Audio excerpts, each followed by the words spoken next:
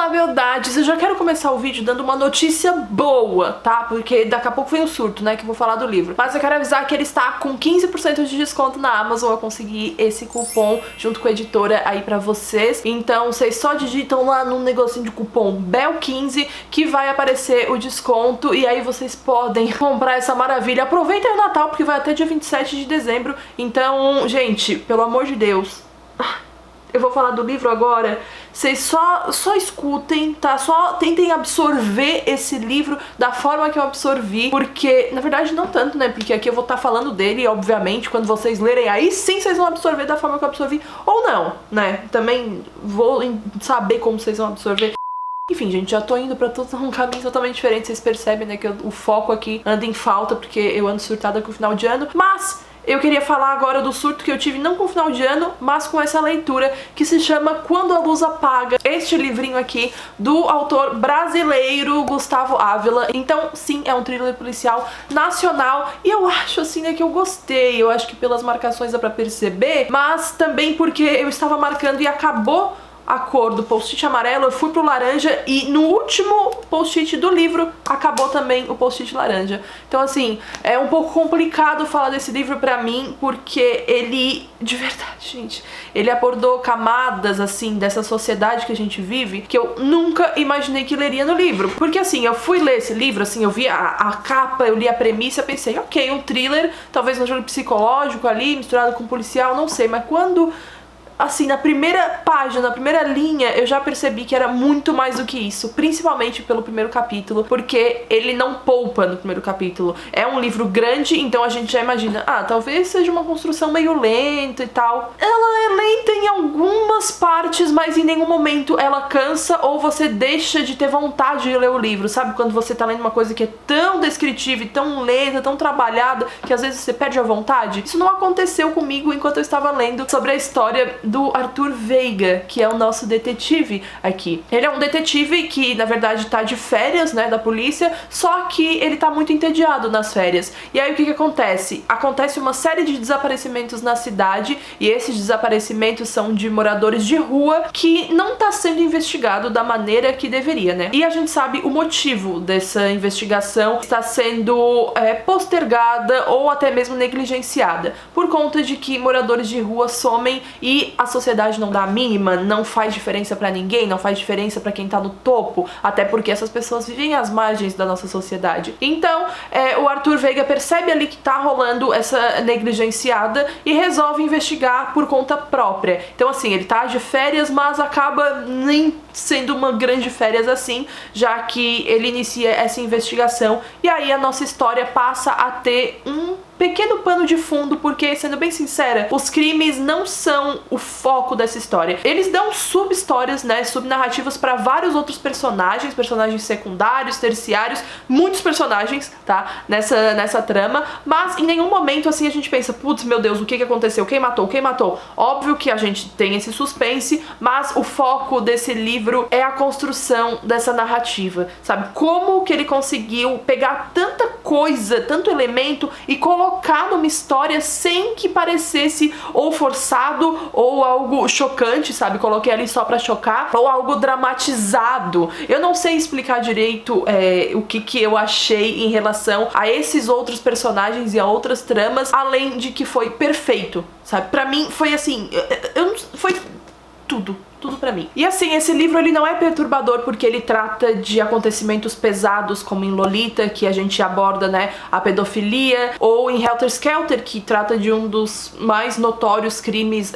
brutais aí que os Estados Unidos já viu, e também porque é uma não ficção. Esse daqui é uma ficção que aborda temas pesados e perturbadores, mas que são plausíveis, sabe? Eles são perturbadores justamente por serem plausíveis. É por isso que esse livro me assombrou tanto de várias formas e em momentos específicos, porque numa simples frase, às vezes eu parava e eu ficava pensando, putz, é isso, ele tá totalmente certo e o ser humano é um lixo. Essa foi a minha conclusão. Porque assim, no momento que ele começa a abordar tantas camadas da sociedade que a gente vive, óbvio que vai causando desconforto, porque a gente faz a sociedade. E vocês sabem que eu gosto de trazer esses livros que nos questionam muito, mas esse aqui, gente, eu acho assim, ó, que bateu recorde, pelo menos desse ano que eu li, de questionamentos, porque eu não parei de me questionar o tempo inteiro. E pra mim, num thriller, é essencial que você questione o tempo inteiro realmente, porque é isso que move a leitura de um thriller, isso que deixa a leitura de um thriller eletrizante, e isso acontece aqui. Não é de fato um thriller na pegada do último que a gente falou aqui, que foi A Última Viúva, né? Porque A Última Viúva tem muita ação, tem muito surto o livro inteiro. Esse daqui, ele não tem tanta ação assim, mas os momentos de ação que tem são perfeitamente descritos. Perfeitamente. Tem uma cena, inclusive, né, que tem bastante sangue, tem um assassinato, na verdade é um duplo homicídio ou triplo... Não, é um triplo homicídio. E assim, gente, isso não é spoiler, porque eu não tô falando quem fez isso. Enfim, não é spoiler, tá? Relaxem. Mas essa cena é muito bem construída, tudo é muito bem descrito. E quando ele fala e descreve até mesmo sangue, ou o próprio ambiente violento, é algo que eu fiquei assim, tipo, lendo sem parar, sabe? Porque é incrível, é realmente incrível a construção que ele fez acerca desse ambiente sombrio e violento que as pessoas estavam vivendo. Porque não era só o assassino do livro ou só as vítimas que estavam vivendo num ambiente super violento, a sociedade inteira. Esse livro é realmente uma grande crítica, mas não é aquela crítica que fica camuflada em clichês ou então em frases super de efeito, assim, que terminam o capítulo. Muito diferente disso. É simplesmente algo que tá ali presente na história o tempo inteiro. Ele não precisa forçar. Vou dar um exemplo. O nosso detetive, o Arthur Veiga, ele tem síndrome de Asperger, ou Asperger, não sei como que se pronuncia, mas é uma síndrome que é muito comum. Tem muita gente que ainda tem bastante dúvida em relação a isso. Eu recomendo que vocês pesquisem, né, pra entender melhor sobre o que é essa síndrome, mas ela é muito bem colocada aqui, muito abordada de uma maneira não só sensível, mas real mesmo, e que não tá ali pra emocionar, isso que é o principal, porque é muito chato quando a gente tá lendo uma história em que o narrador, né, o autor coloca ali uma doença aleatória e a gente começa a ler e percebe que tá ali só pra emocionar o leitor ou pra deixar um dramalhão chato e desnecessário que não cabia na história, principalmente aqui, porque já tinha drama demais acontecendo. E eu não digo aqui um drama demais acontecendo de uma maneira ruim. É realmente interessante e relevante que tenham esses dramas, porque ao mesmo tempo que a gente tem esse detetive que tá ali conseguindo focar totalmente nessas investigações, nós temos também acompanhado aí mais ou menos a vida de um dramaturgo que tem severos problemas familiares e a vida dele se transforma numa espiral. A gente vai acompanhando isso e no momento que apareceu a vida desse dramaturgo, eu fiquei pensando, por que o autor tá colocando um cara que não tem nada a ver com um detetive, nada a ver com a vida? Não tem como essas histórias se juntarem, sabe? Não tem como. Então por que a gente tá sabendo dessas duas? Mas na verdade, o Gustavo Ávila falou, olha, Isabel, eu acho que tem como sim, viu? E eu vou te mostrar. E ele mostrou realmente, né? Ele realmente mostrou, deu um tapa na minha cara. E assim, a forma com que as histórias se cruzam e elas se encontram em alguns momentos é maravilhosa. Maravilhosa mesmo, assim, achei muito, muito interessante. Então aqui na história, né, principalmente ali no começo, a gente tem esse detetive, o Arthur, que tem ali na sua intuição dizendo que esses crimes não estão sendo solucionados, porque realmente é muito estranho desaparecerem tantos moradores de rua e não serem já considerado, né, um crime, talvez um serial killer, a gente não sabe ainda, mas muito mais do que convicção, né, gente, não basta só ter convicção, ele precisa de provas de que crimes estavam ocorrendo. Então ele vai a fundo nessa investigação e aí, assim, tudo fica não só mais interessante, mas eu fiquei com mais vontade ainda de ler, sabe? Porque o Arthur, ele é uma figura bem peculiar e na peculiaridade do Arthur a gente encontra um conforto, porque a gente percebe que ele é um personagem super normal, ele não tem nada demais na real, mas ele é muito centrado naquilo que ele quer. Ele é muito imponente de uma forma diferente, não aquela imponência de tipo, nossa, ele chegou no recinto, ele vai falar agora, por favor, abram alas. Ele é imponente porque ele é super dedicado e sincero com ele mesmo, sabe? E assim, eu sei que um personagem ele não vai agradar todo mundo. Eu sei que o autor pode ter colocado alguns defeitos que são propositalmente colocados ali porque é muito chato quando a gente lê sobre um personagem perfeito, né, gente? Porque um ser humano perfeito não existe. E a gente vai saber disso muito bem aqui, lendo esse livro, porque ele aborda camadas do nosso ser humano que a gente evita falar sobre porque são desconfortáveis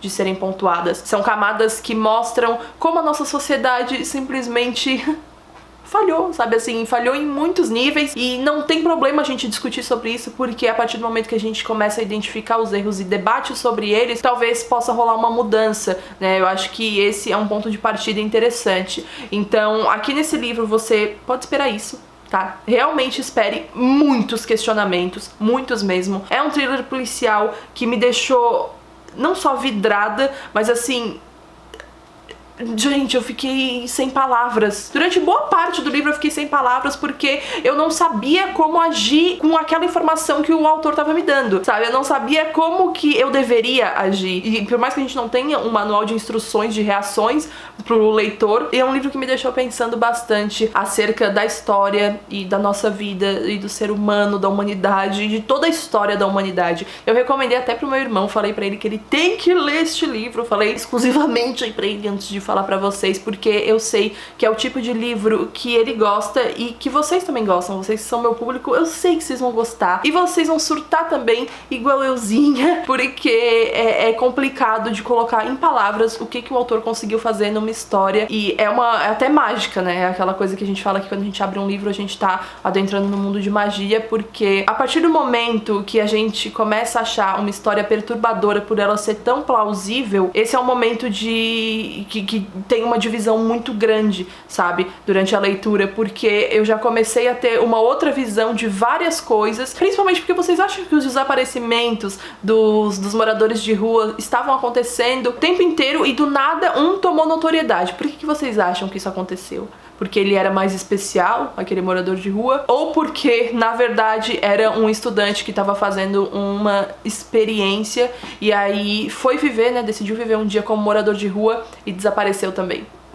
Obviamente a segunda opção, porque, né, também não é spoiler, tá, gente, pelo amor de Deus, mas é porque é muito interessante como ele abordou isso aqui, porque eu acharia bem nada a ver com a história se um morador de rua desaparecesse e do nada a sociedade começasse a ligar, sabe? Do nada assim, nossa, tem muitos desaparecendo, realmente temos que fazer alguma coisa. Porque geralmente o que acontece, e isso eu tô falando de mim, eu tô falando de você, eu tô falando da sociedade, o que acontece é as pessoas se chocarem e ficarem, meu Deus do céu, aconteceu isso com um morador de rua, aconteceu isso com uma pessoa que foi totalmente marginalizada. Mas, e aí? A gente se indigna e depois a gente deita e vai dormir.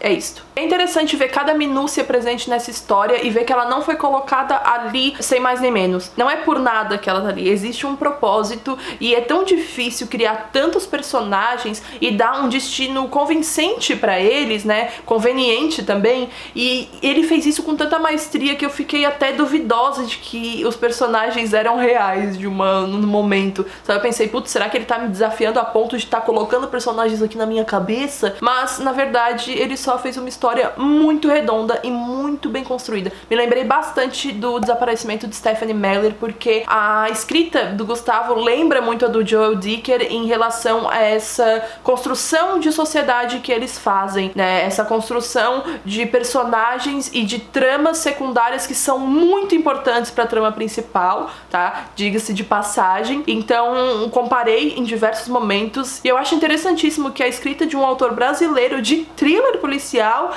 seja comparada a de um escritor super consagrado como o Joel Dicker, que é famosíssimo, já teve seus livros adaptados e traduzidos para vários e vários idiomas. Esse daqui é o segundo livro dele, se não me engano. O primeiro foi O Sorriso da Hiena, que vocês me indicam muito e eu nunca li, mas eu tenho aqui em casa, então eu quero ler, principalmente depois de ler esse livro, porque assim, a história dele realmente foi muito interessante, a escrita muito boa e é um autor nacional, né, o que tem aí o combo pra mim. Enfim, gente, isso é o que eu tenho pra falar. Eu sei que eu não posso falar muito sobre esse livro. Ele é grande, então eu tenho muito medo mesmo de falar alguns spoilers. O que eu falei aqui, o que eu pontuei, nada disso vai mudar a percepção de vocês sobre o livro. Ele só vai deixar vocês mais a par, né, do que vocês podem esperar dessa história. Eu realmente fiquei muito feliz com a escrita do Gustavo, com a história, e o final eu achei incrível, porque era o final que precisava. Tipo assim, ele não tem grandes reviravoltas do tipo, meu Deus do céu, não esperava que isso acontecesse, mas ele deixa aquela sensação de questionamento desde o começo até que chega o final. E é interessante que no final, né, responda algumas das nossas dúvidas, e isso acontece sim, mas eu não quero falar muito mais além disso, porque eu acho que pode estragar a experiência de vocês. Esse livro, ele não faz críticas com aquele estardalhaço, ele simplesmente pontua fatos da nossa sociedade que são tão corriqueiros e que a gente sabe que são errados, mas a gente deixa passar justamente porque estamos acostumados a eles. Então, assim, é muito difícil quando a gente se acostuma